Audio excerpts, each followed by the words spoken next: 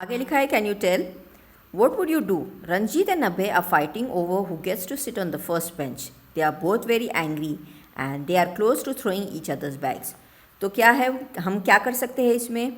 रंजीत और अभय झगड़ रहे हैं कि पहले बेंच पे, पहले सीट पे कौन बैठेगा, और दोनों में झगड़ा हो रहा है, दोनों भी गुस्से में हैं. And they are close to throwing each others bag, एक दूसरे के बैग फेंकने की तैयारी चल रही है. तो हम उनको सुलह कर सकते हैं, दोनों के बीच में दोनों का झगड़ा जो है मिटा सकते हैं, और हमें उन्हें समझा भी सकते हैं कि एक दिन रंजीत बैठ सकता है आगे और दूसरे दिन अभय बैठ सकता है आगे. तो इसी तरह से जो है वो झगड़े जो है वो हमें निपटने की या सुलझाने की कोशिश करना चाहिए, ना कि उन दोनों को इसी तरह से झगड़ते रखना चाहिए. सेकेंड वाला है, Hemant wants to take part in kabaddi competition but he is shy. He is nervous about telling it to the teacher. Hemant को कबड्डी के कंपटीशन में हिस्सा लेना है, लेकिन उसको बहुत शर्म आती है, ही शाय, और उसे शर्म आती है अपने टीचर को भी बताने के लिए. शर्म आती है मतलब वो बहुत नर्वस रहता है.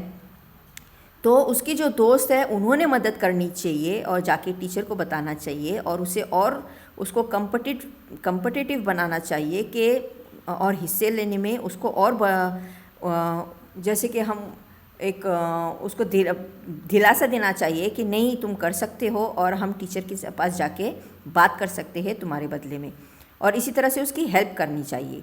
Next is, Rekha accidentally took Nisha's notebook home. Rekha ने गलती से निशा की नोटबुक घर पर लेकर गई और निशा उसको ढूंढती रहती है.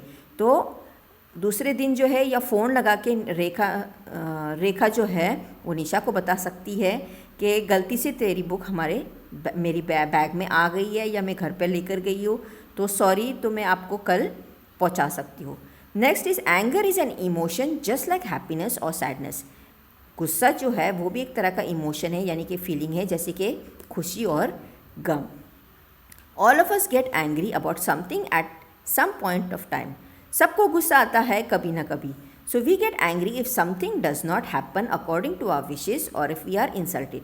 तो हमें गुस्सा कब आता है? कि जब हमारी मर्ज़ी के खिलाफ़ कोई काम होता हो, और या हमारी जो कोई मर्ज़ी रहती है और वो कोई बात सुनता नहीं हो, और या कि हमें कोई बेइज्जत करता हो.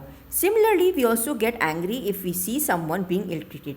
और हमें गुस्सा उस वक्त भी आता है जब हम कोई किसी को इल ट्रीट करता है, या उसका बेइज्जती करता है, या उसको बुरा भला करता है, मारता है.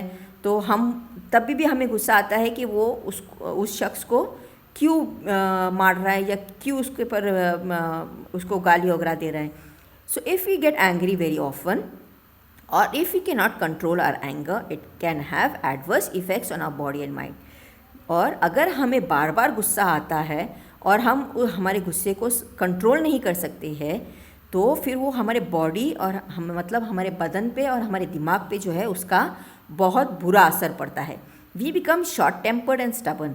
हम हमारे गुस्से को कंट्रोल नहीं कर सकते हैं और बहुत स्टबर्न बन जाते हैं, मतलब चिड़चिड़े बन जाते हैं.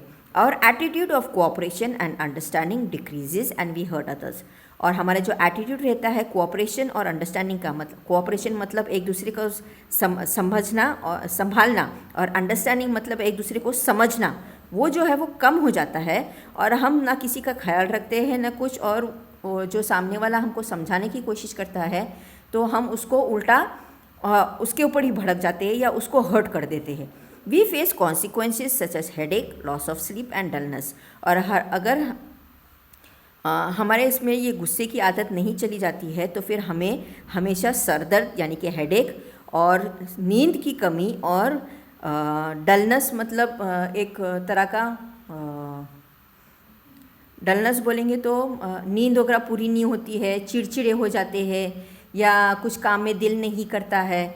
तो ये सब जो है, अगर हमें बार बार गुस्सा आता है और हम कंट्रोल नहीं कर सकते, तो ये सब चीज़ें जो है वो होने लगती है. Next is, can you tell, are the following persons coping well with their emotions? Put a tick if they are, and put cross if they are